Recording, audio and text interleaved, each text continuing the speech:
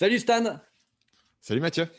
Eh bien, je suis extrêmement ravi de t'accueillir aujourd'hui pour l'Agora, pour parler d'un sujet qui te porte depuis quelques années maintenant, il me semble, hein. Ça fait, Un moment, ouais. ouais, ça fait un moment. Le baroudeur, j'ai vraiment l'honneur d'accueillir un des principaux baroudeurs du sujet aujourd'hui. Écoute, Stan, ce que je te propose, c'est pour les quelques personnes qui ne te connaissent pas, est-ce que tu peux nous expliquer qui tu es? Yes. Moi, je m'appelle Stan Leloup. La plupart des gens me connaissent via une chaîne YouTube qui s'appelle Marketing Mania, qui a, au moment où on enregistre, 377 000 abonnés sur YouTube. Donc, c'est une des plus grosses chaînes sur la thématique du web marketing dans la francophonie. On fait derrière des formations en ligne qui sont payantes. J'ai écrit un livre qui s'appelle Votre empire dans un sac à dos aux éditions Erol, qui est sorti il y a environ un an et qui est disponible en librairie, etc. Et du coup, je suis aussi le cofondateur d'un logiciel qui s'appelle Schoolmaker, à schoolmaker.com, qui est un logiciel du coup spécialisé sur l'hébergement de formations en ligne. Yes, donc du coup, quand on dit baroudeur de la formation en ligne et du web marketing, ça fait combien de temps que tu es sur ce sujet-là, dans Moi, ce business-là? je crois que j'ai lancé ma première formation en ligne en 2014, Mm. si je me souviens, ou en 2013. Non, c'était en 2013. C'était fin 2013. Ouais. C'était, je crois, en novembre, à une époque où c'était encore du bricolage. C'est-à-dire que moi, à l'époque, je voulais faire de la formation vidéo. Et à l'époque, si tu veux faire de la formation vidéo, il n'y avait pas des outils qu'on a actuellement pour faire de la formation vidéo. En fait, il fallait vraiment bricoler des éléments. Mm. Et les principaux outils qu'on avait à l'époque, en fait, c'était plus du e-book. À l'époque, on vendait du PDF, etc. Et moi, Mm. j'avais cette idée que si je pouvais faire de la vidéo et de la formation en vidéo, les gens allaient plus le valoriser. Et là où ils étaient prêts à payer peut-être 20 euros pour un PDF, ils étaient prêts à en payer peut-être Mm. 100 pour une formation vidéo. Donc, depuis 2013, ça, évidemment, le marché a bien évolué. La formation vidéo s'est démocratisée. Mais moi, depuis, tu vois, c'est que ça a quasiment été mon activité principale tout du long. Ouais, ok, d'accord. Et là, du coup, aujourd'hui, tu accompagnes, des entrepreneurs qui veulent justement vendre des formations en ligne. Donc, tu, en gros, le cheminement, c'est tu as d'abord été formateur sur une thématique spécifique. Ensuite, tu t'es déplacé progressivement sur comment est-ce qu'on crée des formations et on les vend. Et là, aujourd'hui, tu es encore un cran plus loin. Est-ce que tu peux m'expliquer un peu, nous raconter pourquoi tu as fait ce shift-là et il y a même une phase intermédiaire, il me semble que j'ai oublié de dire. Ouais, ouais, Est-ce que tu peux nous raconter juste ce yes. parcours-là? Donc, moi, quand j'ai commencé en 2013, je ne faisais pas les formations que je fais actuellement. En fait, à l'époque, je faisais des formations sur le domaine de la séduction. Donc, c'est un truc qui fait des émotions spécifiques pour beaucoup de gens. Mhm. Mais essentiellement, c'était l'idée de dire, euh, on avait un truc qui était par exemple la séduction pour les timides. C'était quelque chose pour les gens qui sont extrêmement timides. Comment tu fais? J'avais un programme qui marchait bien qui s'appelait le plan d'action. C'était un plan pour les gens qui avaient vraiment beaucoup de mal à sortir de leur coquille, pour leur donner des petits exercices pour apprendre à parler Mhm. aux gens et proposer des rendez-vous et demander un numéro de téléphone, etc., pour les faire sortir de leur coquille. Donc, on faisait ça à l'époque. C'était cette formation vidéo-là que j'avais mise en place. Et ça demandait pas mal de bidouillage d'un point de vue technique parce que, par exemple, je donnais des gens au défi et il fallait qu'ils complètent un défi pour avoir le suivant. Mais ça, tu vois, à l'époque, techniquement, Ah oui, c'était, ouais, c'était c'était. compliqué, tu Oh vois. là En fait, là. il y avait un système d'email qui s'envoyait avec un déclencheur, etc. J'arrivais à le mettre en place. Ça marchait plutôt pas mal niveau technique, Ouais. mais c'était assez spécifique. Ah, Donc, j'ai commencé dans la séduction. Et en fait, au bout de quelques années, je tournais un peu en rond là-dedans pour plusieurs raisons. Il y a des aspects personnels qui sont Hmm. il y a un moment de ta vie où tu te dis, ouais, c'est super de développer cette compétence, etc. Il y a un moment de ta vie où tu dis, bah, c'est bon, tu vois, je ne vais Hmm. pas non plus passer les 10 prochaines années à faire les mêmes choses. Et il y a un élément qui est spécifique à ce marché, c'est un marché vraiment de débutants. C'est-à-dire que les gens qui débutent et qui ont, en fait, des gens qui ont vraiment beaucoup de difficultés à sortir de leur coquille, à parler à des gens, etc., eux, ils ont besoin d'aide.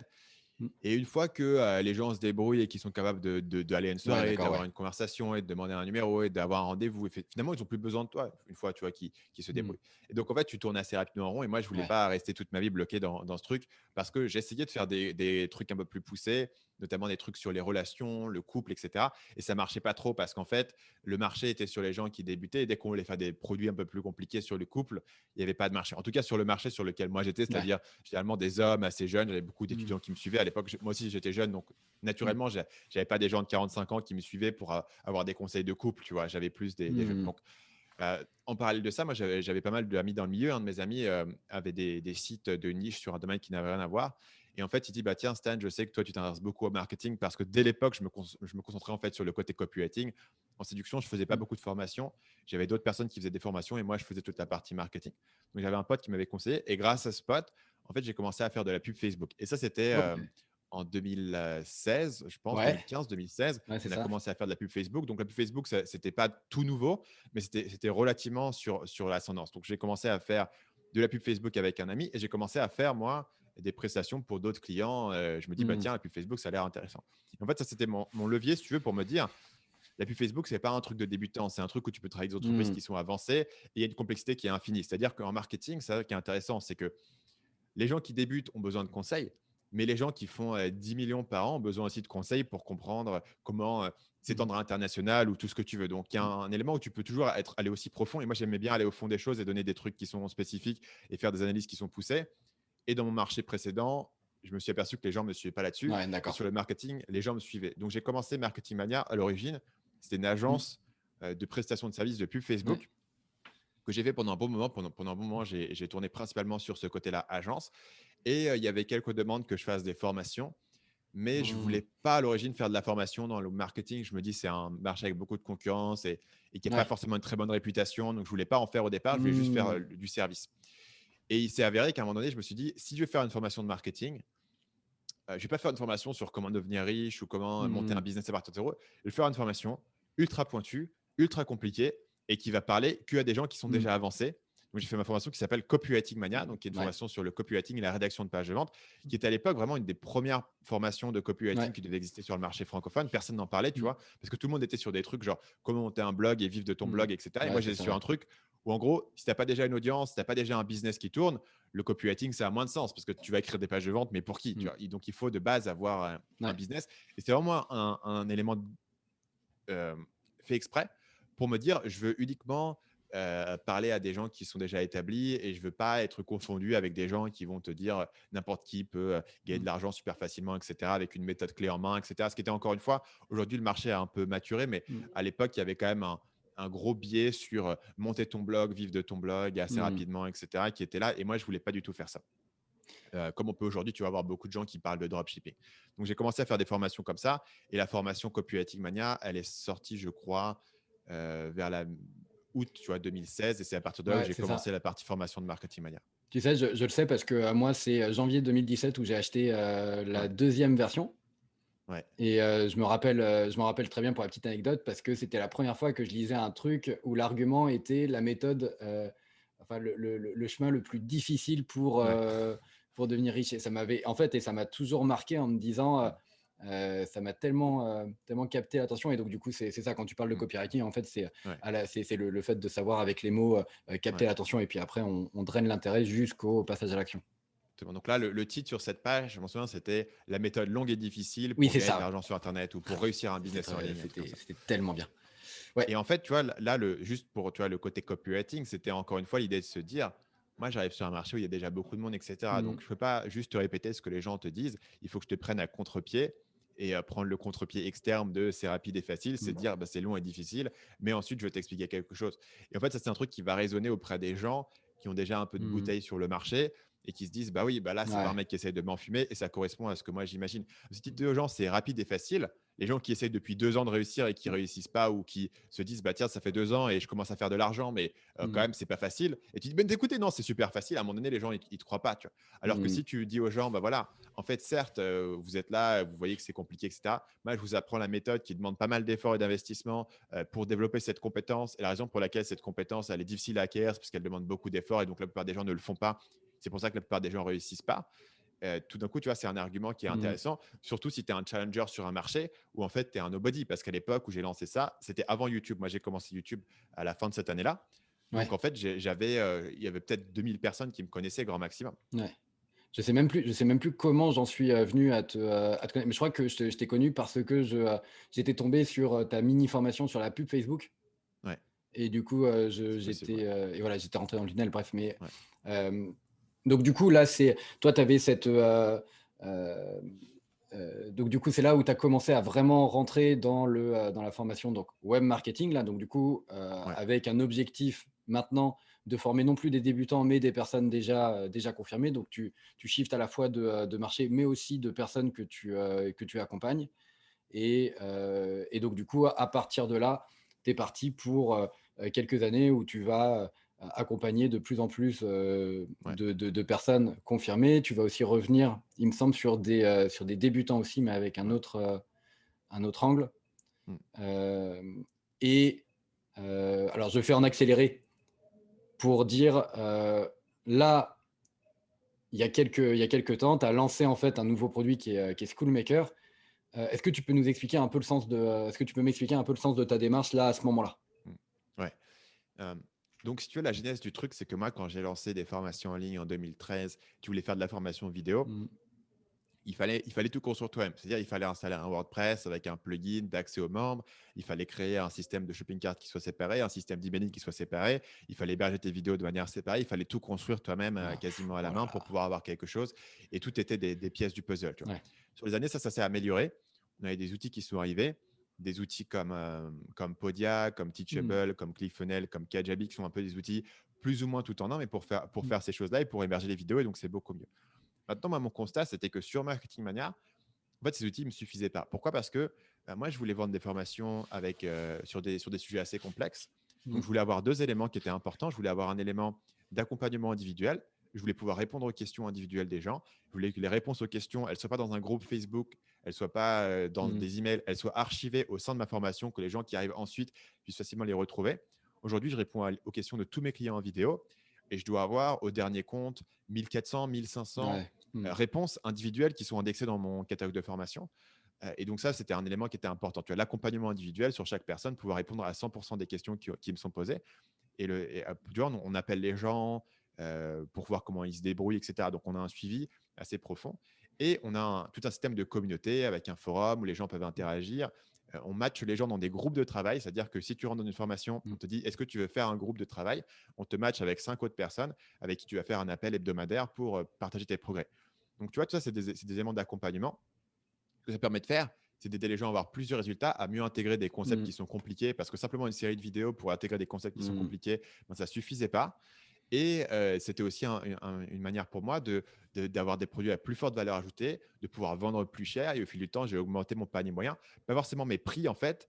Mes prix sont restés les mêmes, mais j'ai rajouté de plus en plus de choses pour que les gens achètent un package plus grand de choses et qu'ils aient encore Mmh. plus de valeur, mais aussi avec cet accompagnement. Parce que les gens sont prêts à payer peut-être 100 ou 200 euros pour une série de vidéos. Mais quand tu veux vendre des produits à plusieurs milliers d'euros et tu leur dis, voilà, vous allez avoir un package de vidéos en streaming, c'est un peu léger. Il faut aller Ouais. plus loin, il faut apporter plus de choses. Et mon idée, c'était, je vais apporter plus de choses. Donc moi, j'ai commencé à le faire, mais j'ai commencé à le faire encore une fois avec un système qui était bricolé. C'est-à-dire que j'avais un forum qui était Ouais. séparé du site principal.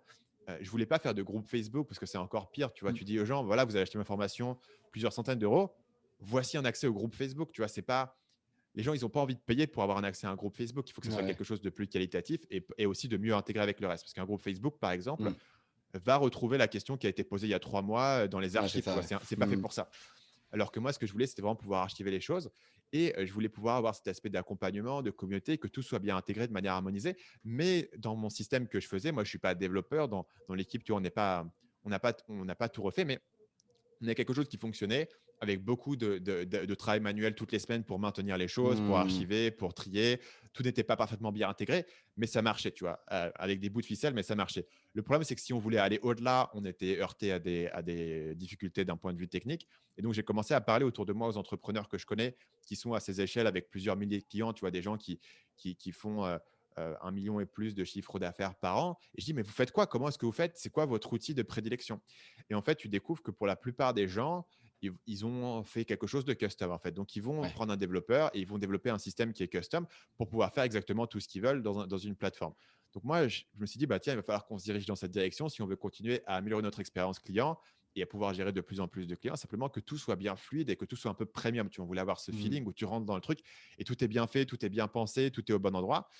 Et ça, on ne l'avait pas dans notre système. Nous, on avait quelque chose qui marchait, qui avait les fonctionnalités nécessaires, mais pas avec ce bon feeling. Tu vois, l'expérience Mmh. utilisateur n'était pas excellente. Et à ce moment-là, j'ai rencontré, enfin, je connaissais déjà Pierre, Mmh.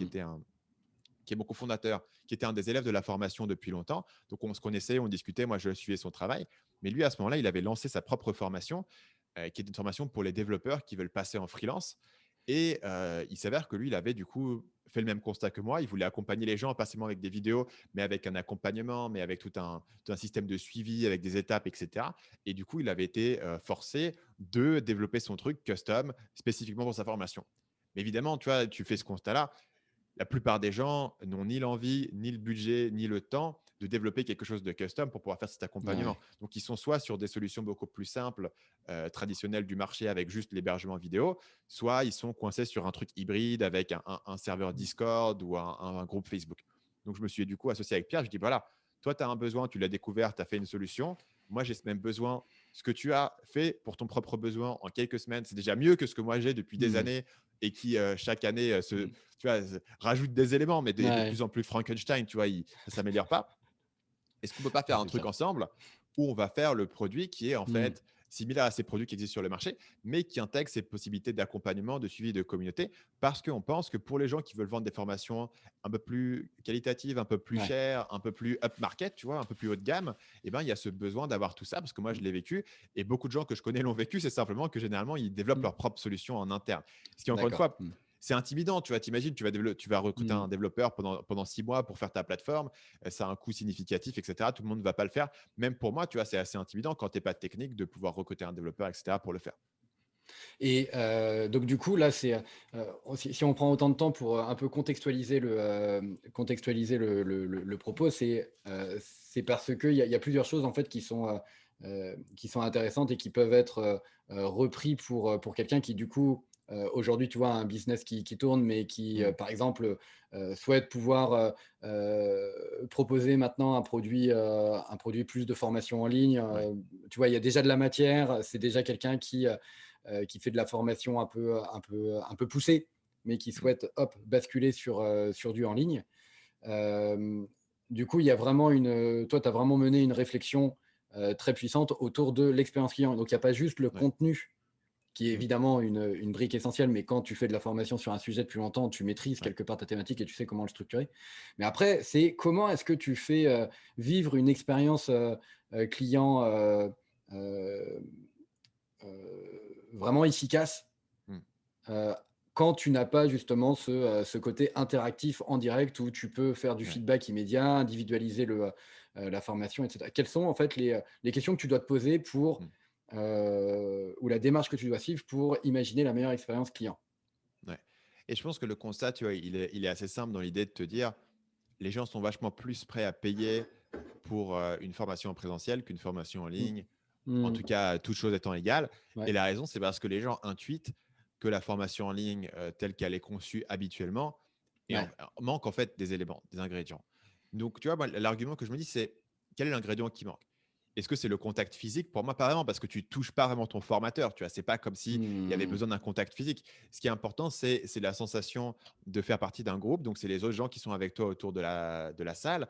Et c'est l'impression que le formateur va être accessible. C'est-à-dire qu'aujourd'hui, la plupart des gens qui rejoignent une formation en ligne, Mmh. il n'y a personne derrière. Il y a C'est-à-dire personne que moi, les derrière. Mmh. gens, les gens envoient des emails à mon support et disent, mais c'est incroyable que vous nous répondez.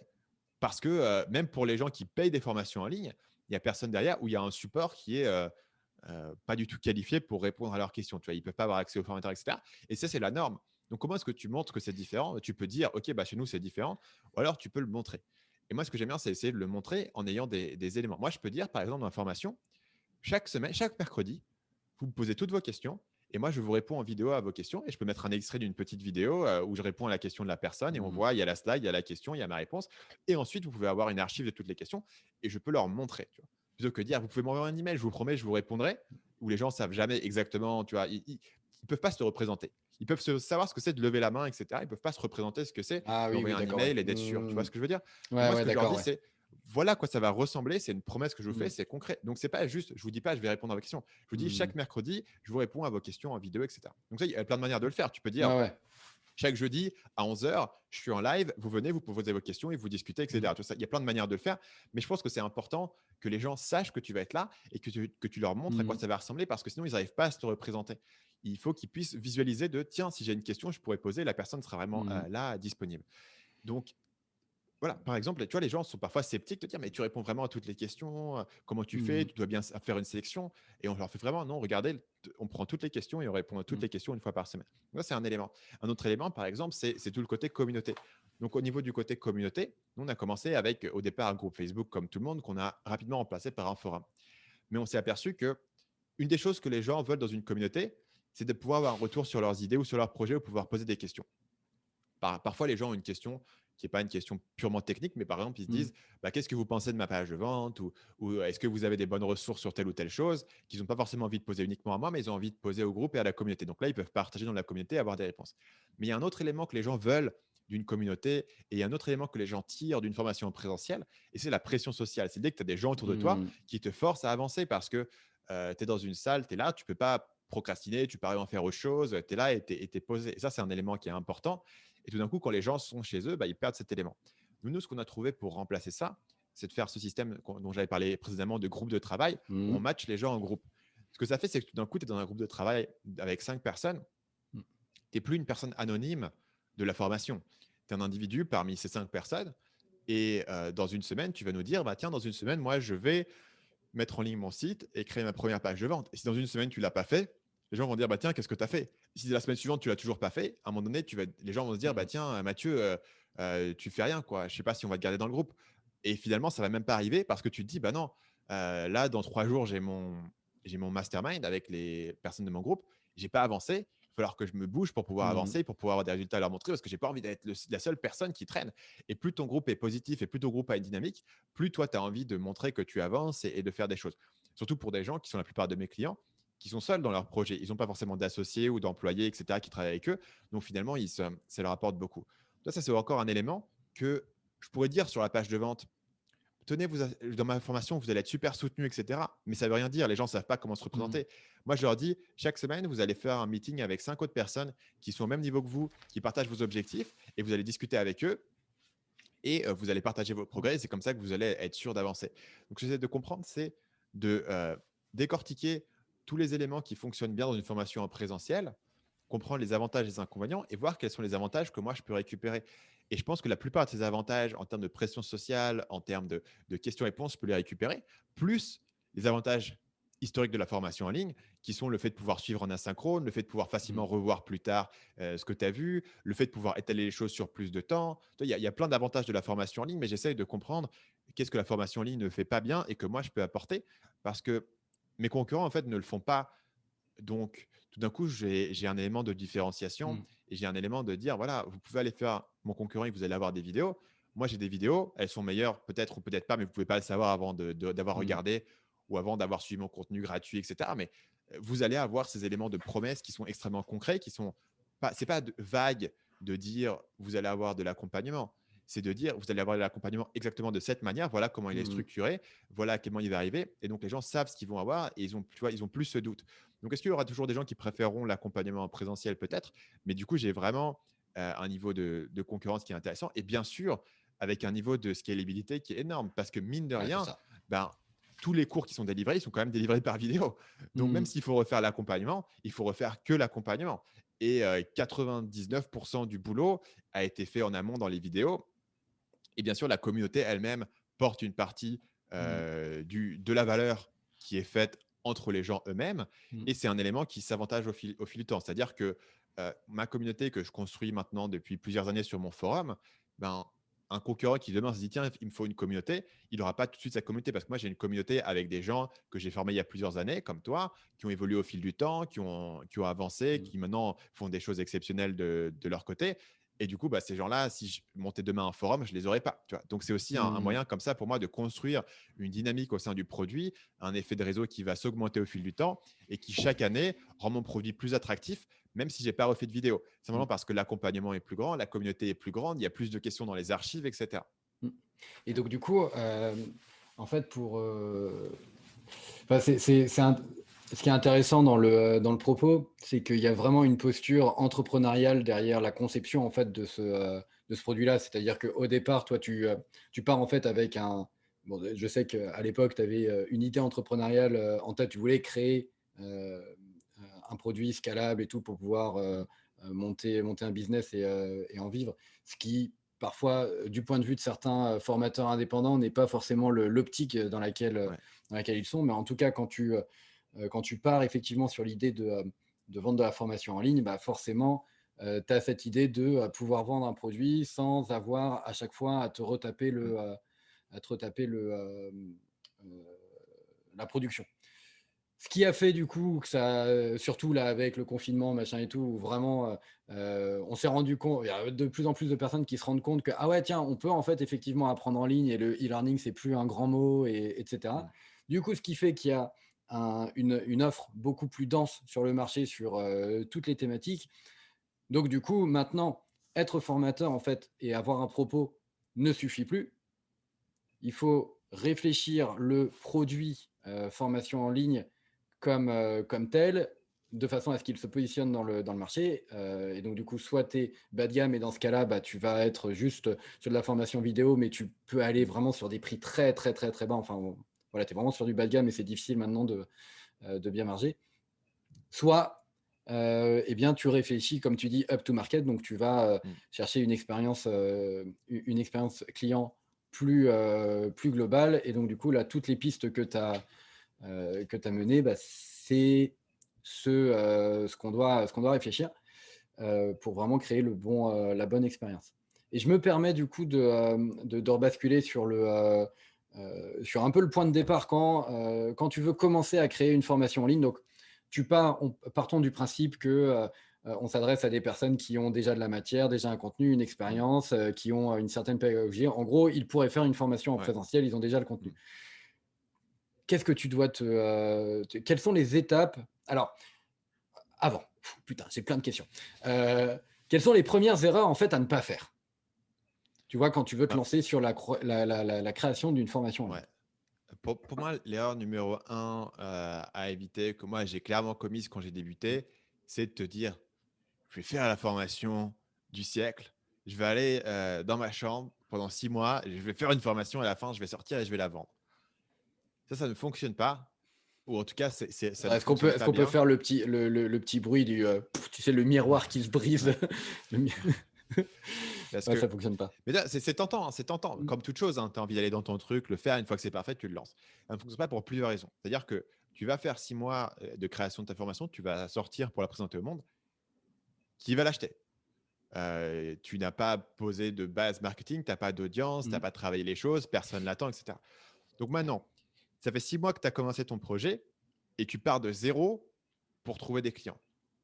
Non, plus problématique. C'est est-ce que la formation que tu as créée, elle répond vraiment aux besoins de ce que les gens veulent avoir? Bah, tu sais pas, puisque tu as passé 6 mois à la créer avant Ouais. d'aller parler aux gens. Donc finalement, peut-être que 6 mois plus tard, tu t'aperçois, bah tiens, j'ai passé 6 mois à faire un truc, j'ai passé 6 mois à essayer de le vendre. Et en fait, ce que j'essaye de vendre, c'est pas ce que je voulais vendre aux Mmh. gens, c'est pas ce que les gens veulent acheter. Donc un an plus tard, tu te retrouves à passer à la case zéro. Tu vois, c'est vraiment, c'est vraiment un risque significatif parce que tu n'es pas forcément aligné avec les besoins des gens. Alors, on peut supposer que si tu as fait de la formation en présentiel, tu as déjà une meilleure idée de ce que les gens veulent et c'est vrai. Mais est-ce que ça correspond exactement à ce qu'ils veulent acheter sur le web, à la manière dont Ouais, ils c'est veulent ça en fait. consommer, à C'est la manière ça, dont ouais. ils veulent le Mmh. découper, tu vois? Il y a quand même un élément où tu prends le risque significatif de passer beaucoup de temps à faire quelque chose. Mmh. Là où c'est pas nécessaire, c'est-à-dire que tu peux très bien lancer une formation en ligne, en n'ayant pas tout fait, par exemple.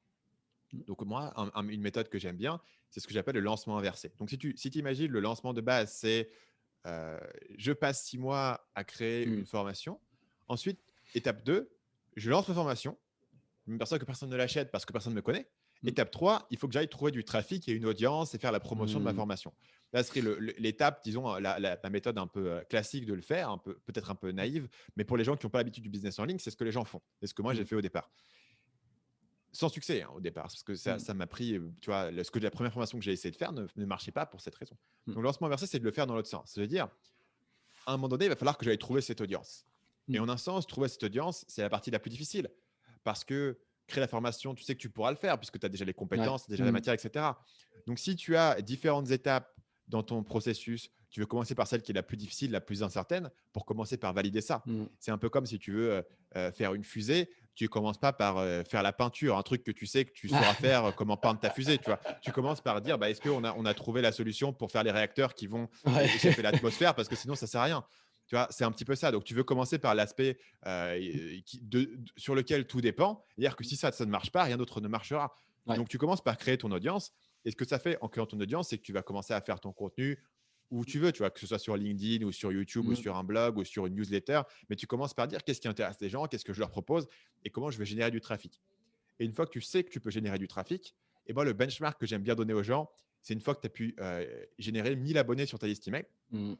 Alors, pour laquelle j'aime bien ces 1000 abonnés, c'est parce que 1000 personnes qui t'ont donné leur email pour recevoir des news de ta part, des gens qui sont réellement intéressés, Mmh. puisqu'ils ont, et c'est des gens sur qui tu as probablement fait un appel à l'action. Mmh. Parce que les gens vont rarement s'inscrire à ta liste email juste parce que tu es sympa. Généralement, tu as dit voilà, si vous êtes intéressé pour en apprendre plus sur tel sujet, Mmh. abonnez-vous et je vous enverrai un petit PDF ou un petit e-book où chaque semaine, vous Ouais. aurez un email intéressant.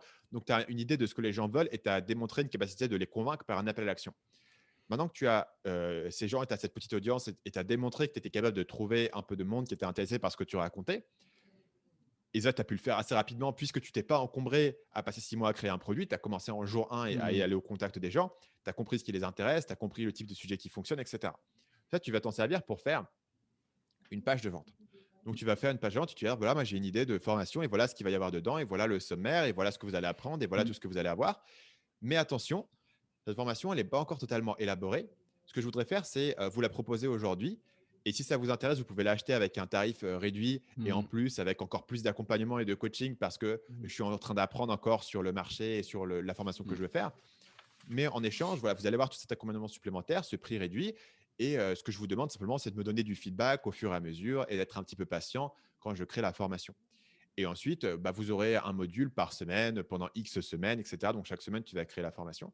Par contre, ce qui va se passer, c'est que si je n'ai pas assez de gens qui sont intéressés, eh ben, je rembourserai tout le monde et Mmh. vous aurez un module gratuit, le premier module gratuit. Donc, voilà, au pire, vous êtes remboursé, vous avez le module gratuit, donc vous risquez rien. Ce qui va se passer, c'est que idéalement, les gens vont acheter. Donc, tu auras des gens qui vont entrer dans ta Mmh. formation. Tu vas leur poser des questions. Bah, tenez, pourquoi vous avez acheté? Qu'est-ce que vous attendez? Mmh. Tu vas leur donner les modules chaque semaine, un par un. euh, et ils vont donner des retours entre chaque module. Donc, moi, j'avais souvent des retours entre les modules. On me disait, tiens, cet élément-là n'est pas clair, donc il faut que je le corrige avant Mmh. de passer à la suite. Ou on me dit, tiens, je préfère quand tu expliques ça plutôt que ça. Donc, je pouvais sur les modules suivants ajuster en fonction de ce qu'on m'avait dit. Donc, j'allais étaler la chose comme ça sur le temps en fonction de ce que j'avais eu. Et évidemment, si ça ne se vend pas et ton lancement n'a pas fonctionné, ce qui peut de temps en temps arriver, c'est très bien parce que tu as passé quelques jours à Mmh. écrire une page de vente au lieu de passer quelques mois à créer une formation. Ah, c'est ça, ouais. Moi, ma Mmh. toute première formation que j'avais faite sur le copywriting, je me souviens, j'avais passé une demi-journée. Bon, j'étais habitué à faire des pages de vente, mais j'ai passé une demi-journée à faire une page de vente et qui avait généré, j'ai plus le chiffre en tête, mais on va dire sur une formation qui coûtait quelques centaines d'euros, elle avait généré une vingtaine de ventes ou quelque chose comme ça. Ce n'était Mmh. pas un chiffre monumental, mais c'était une bonne validation de ce que je Mmh. proposais, tu vois, en termes de produits. Et encore une fois, ça m'avait pris qu'une demi-journée de faire la première version de Mmh. la page de vente pour tester le truc. Donc, ça veut dire que si ça n'avait pas marché, j'aurais pu repasser une demi-journée un mois plus Mmh. tard pour tester une autre offre et comprendre ce qui marche. Tu vois, être sûr que ce que j'avais marchait. Et en plus, créer ma formation avec des gens qui la suivaient en continu. Donc là, ce que tu peux faire, c'est soit tu lances sans rien avoir, ce que moi j'ai fait à l'époque, soit si tu n'es pas certain de, tu vois, si Mmh. ça te semble un peu limite, tu peux simplement créer un ou deux modules pour Ouais. commencer, pour être sûr de. Ce qui est bien quand tu crées deux modules, c'est que tu sais en fait. Ouais. Donc tu sais, un module, ça me prend environ 10 jours. Donc tu peux Mmh. planifier en fonction. Tu évites le Mmh. risque de te dire, OK, ça va me prendre 3 semaines à faire et au final, ça t'en prend 8 Mmh. et où les gens sont déçus. Donc, tu vois, tu peux calibrer. Et bien sûr, les gens se disent, mais comment est-ce que tu peux vendre un truc que tu n'as pas encore fait? C'est pas éthique. Ouais. Simplement, tu dis, moi, j'ai pas encore fait. Vous Mmh. allez avoir les modules au fur et à mesure et tu le tournes comme un avantage pour les gens. Tu leur dis, parce que ça va être fait au Mmh. fur et à mesure, vous allez essentiellement quasiment avoir une formation individuelle où je vais répondre à vos questions, je vais interagir avec Mmh. vous.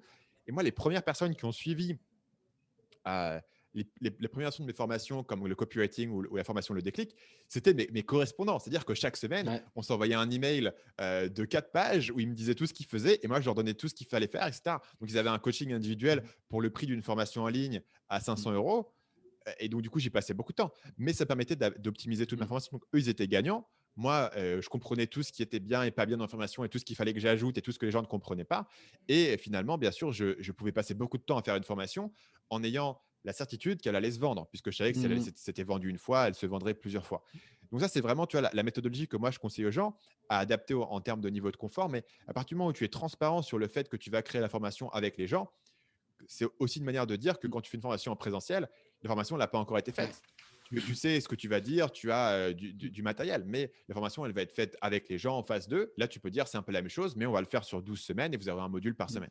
Et un truc aussi que moi j'ai testé et qui est pas mal dans la proposition, c'est que tu dis bah, la première version de la formation, en fait, elle va être tournée en direct. Donc du coup, si ou, donc, elle n'est pas tournée, mais elle va être faite en Ouais, direct. Donc du coup, moi j'aime beaucoup ça parce que ouais, en gros, je tourne la vidéo en deux temps.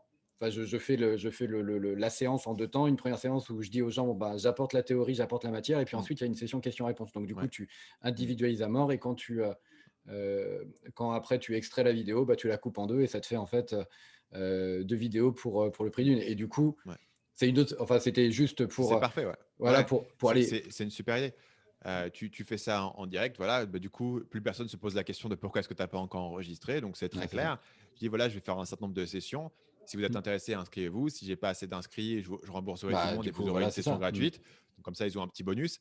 Et tu as la certitude que tous les produits que tu font, ils vont marcher. Parce que s'ils ne Mm. marchent pas, tu as juste perdu le temps de faire la page de vente Ouais, et c'est le ça. produit, tu n'as pas besoin de le Mm. créer. Ouais. Sachant que moi, j'ai eu l'expérience par le passé de lancer un produit qui ne marchait pas et en fait de dire en fait c'est la communication qui allait pas. Il fallait juste que je Mm. refasse le marketing pour le vendre d'une autre manière, tu vois. Donc Mm. parfois, c'est pas mal de commencer par le marketing et de comprendre qu'est-ce qui Mm. intéresse vraiment les gens et qu'est-ce qu'ils veulent vraiment en retirer. Et en fait, tu sais, si les gens achètent ce que tu proposes, bah, c'est que ce que tu proposes correspond à leurs besoins et Mm. correspond à la manière dont eux, ils voient les choses. Et du coup, tu testes, tu vois, un élément assez clair de ta proposition, c'est quel est le résultat que les gens veulent, quelle est la méthodologie qu'ils veulent suivre. Voilà. Parfois, tu vois, les gens veulent acheter un plus gros produit ou un plus petit produit. Ça, tu vas le découvrir Oui. assez vite. Mm. Et ouais, c'est intéressant le côté.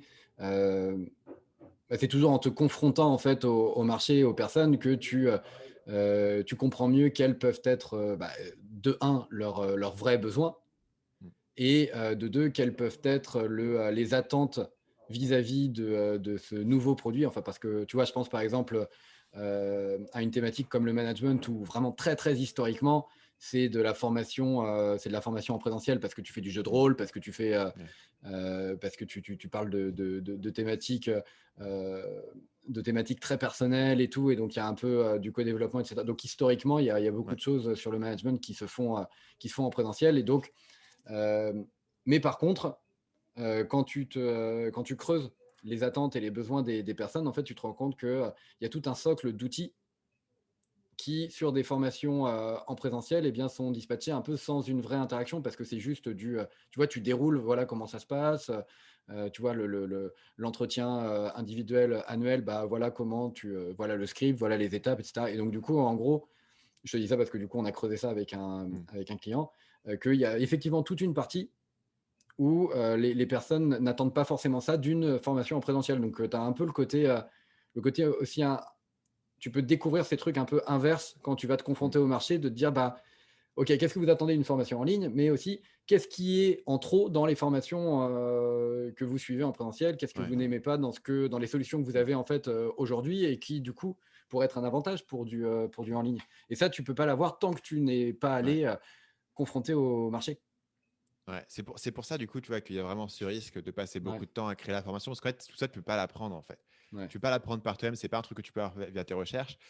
Et c'est pour ça que ça a du sens de laisser cette partie qui est chronophage, mais pas forcément instructive pour le reste, vers la mm, fin. Tu vois. Alors que tu ouais, apprends beaucoup de choses en faisant du marketing, y compris sur ce que ton produit doit être. Ce que tu ouais. apprends, c'est quelles sont les attentes des gens et quels sont leurs besoins, etc. Donc voilà, c'est pour ça que pour les gens qui te suivent, tu vois, s'ils ont déjà ça, bah, leur problème, c'est qu'ils n'ont pas encore cette présence en ligne. Mm. Et leur avantage, c'est qu'ils ont déjà le contenu. Donc, si vous avez déjà le Ah contenu, ouais. vous n'avez pas encore la présence en ligne, commencez par résoudre le plus gros point de blocage plutôt que de suivre, ce qui est évidemment le choix de facilité, dire que s'enfermer dans une pièce et faire des Ouais, vidéos, c'est puisque ça. ça, si on a déjà le contenu, c'est assez facile. Alors Mm. que se mettre là et se dire, bah, tiens, je vais créer du contenu et essayer d'attirer des gens sur ma liste email, forcément, c'est plus intimidant. Mais c'est aussi pour cette raison qu'il faut commencer par là, parce que c'est là où il y a le plus d'incertitudes et donc de choses à apprendre, tu vois, Mm. et de problèmes à résoudre pour la suite. Parce que tôt ou tard, il faudra y passer, donc autant y passer le plus rapidement possible. Voilà, ça prend aussi du temps. Et donc, c'est bien d'avoir commencé le plus Ouais. tôt possible à monter une audience, puisque ça va prendre du temps de la monter. Mm. Donc, si tu dis, moi, par exemple, sur YouTube, tu vois, je considère que c'est une plateforme où ça prend entre 12 et 18 mois Ouais. d'arriver à un vrai volume de traction. Ça dépend des plateformes. On va dire que YouTube, c'est entre 12 et 18 mois. Bah, plus tu commences tôt Mm. à enclencher cet élément, plus tôt tu vas arriver à un Bah point où ouais. tu as un rythme de croisière. Et si tu attends le dernier moment de dire bah, tiens, maintenant il me faut une audience, bah, tu vas être déçu parce que ta formation que tu viens de passer 6 mois à faire, bah, pendant 6 mois, tu auras du mal à la vendre parce que ton audience, elle fera qu'arriver au compte-goutte au départ. Mm. Et donc, du coup, le meilleur conseil enfin déjà, le premier conseil et la première erreur qu'il ne faudrait pas commettre, c'est de partir dans la conception de sa formation, au contraire, et après d'essayer de la vendre. Non, essayer d'abord de, entre guillemets, la vendre, qui consiste tout simplement à aller s'intéresser aux personnes que tu as envie Mm. de servir et leur proposer, tiens, est-ce que ça t'intéresserait ce type de produit, etc., pour avoir les premières bases d'un argumentaire qu'après tu vas leur présenter. Et en gros, tu te fixes un objectif de vente qui déclenchera la création de Ouais, cette formation. Schématiquement, c'est ouais. le premier conseil que tu donnes. Et le deuxième conseil, et la deuxième partie de conseil, c'est un peu comment est-ce que tu conçois une formation aujourd'hui. Parce qu'effectivement, comme tu disais, le chemin un peu traditionnel, c'est je fais une série de vidéos en suivant les modules, en gros, ou Mm. les étapes par lesquelles doivent passer une personne pour aller de A à B. Euh, comment est-ce que aujourd'hui, là maintenant, avec les outils, avec un outil comme Schoolmaker, etc., comment est-ce Mm. que aujourd'hui tu penses, tu vois, une formation, mais dans son contenant, quand Ouais. tu pars de zéro? Donc, là, si tu es dans une formation en présentiel, mettons, tu vois, ça dure 2 jours, et tu es là, et tu vas donner tout le contenu aux gens sur 2 jours, et puis après, ils ont une pile de notes, ils ont un cahier, ils vont devoir aller implémenter les choses. Ça, c'est une contrainte du présentiel, c'est pas un avantage. C'est une contrainte de dire, bah, s'il faut qu'on ait tout le monde au même moment, c'est compliqué de faire Mm. 1 heure par semaine et que tout le monde doive se déplacer. Ça peut être compliqué à organiser dans beaucoup de cas. Mais si tu imagines, tu vois, tu voulais pratiquer un sport, ça aurait peu de sens de te dire en 2 jours, je vais le faire de manière Ouais. intensive. Il vaudrait mieux avoir une séance de sport par semaine pour apprendre avec ton prof et réviser. Donc, c'est une contrainte du présentiel que tu n'as pas sur de la formation en ligne que tu peux plus étaler. Donc ici, ce qu'il faut comprendre, c'est l'idéal, c'est que les gens appliquent ce qu'ils apprennent au fur et à mesure qu'ils l'apprennent. Mm. Ça a deux implications. Mm. La première est en termes de structure et la deuxième est en termes de ce que tu donnes aux gens. Donc si on commence par la structure, ce que ça veut dire, c'est que tu ne vas pas forcément avoir quelque chose où je vous donne euh, l'introduction, le grand contexte, les éléments, les théories, tananana, et à la fin, j'arrive à des étapes pratiques.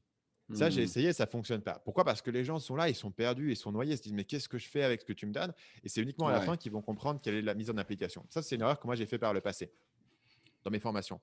Et j'ai découvert que ce qu'il fallait leur donner, c'est de leur dire, voilà, étape 1, on va faire ça, Mm. vous allez appliquer sur votre projet. Étape 2, on va faire ça, vous allez appliquer sur votre projet, etc. Donc, en fait, ils sont toujours en train de faire leur projet et de suivre la formation un peu en continu. Tout ce qu'ils apprennent, ils l'appliquent directement, Mm. ils peuvent prendre le temps.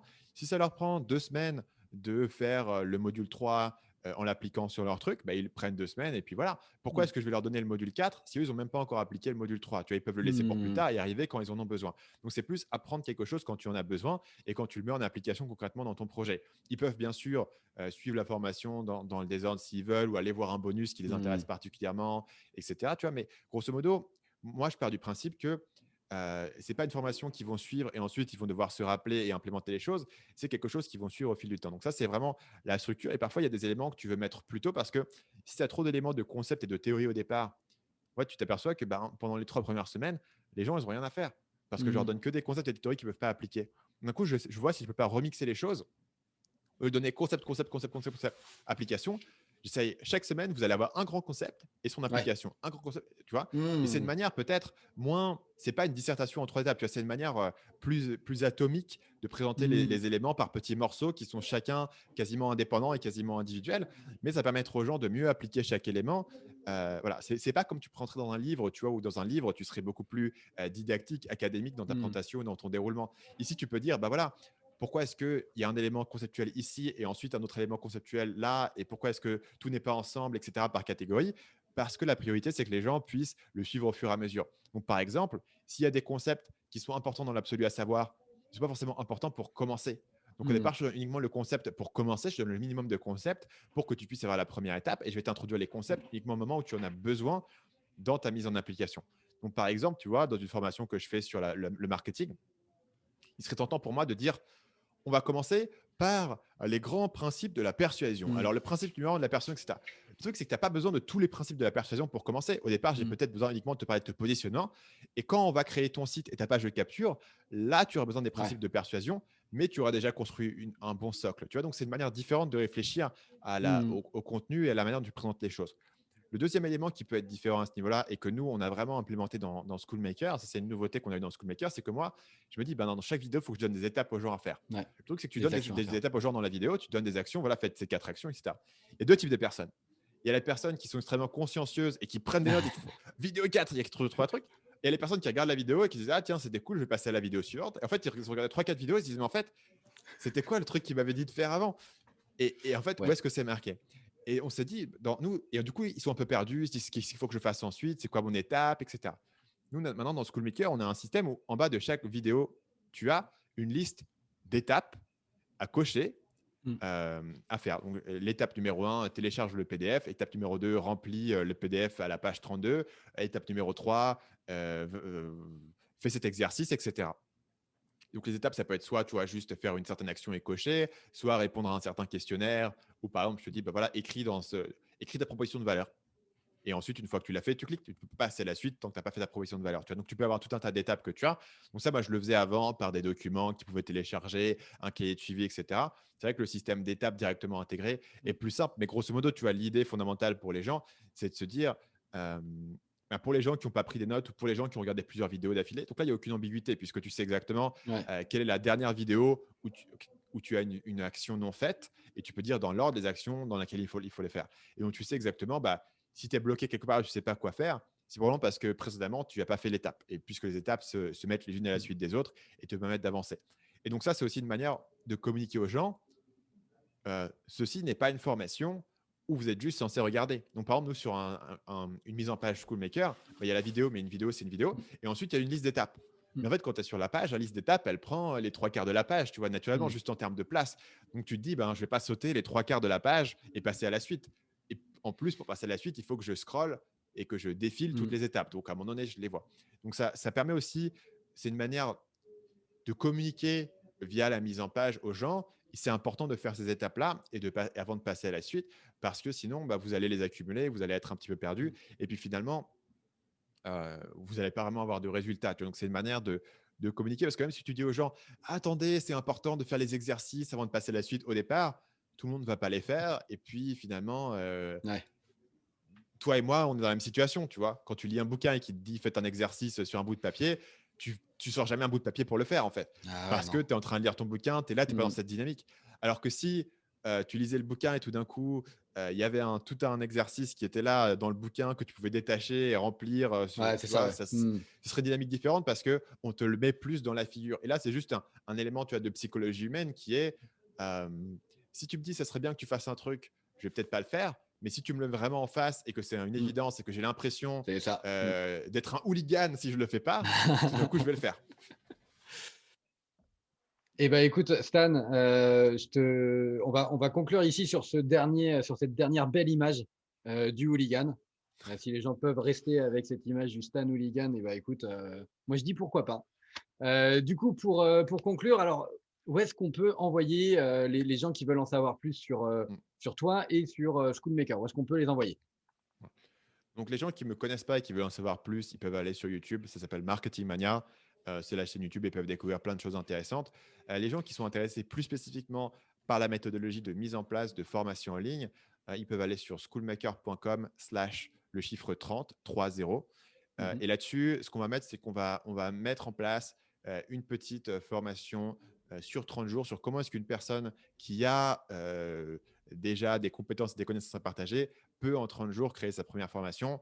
Donc, essentiellement, la méthode que je t'ai expliquée du Très bien. lancement inversé, mais expliquée, tu vois, sur 30 jours avec, pareil, étape par étape, où chaque jour, tu auras des actions à faire.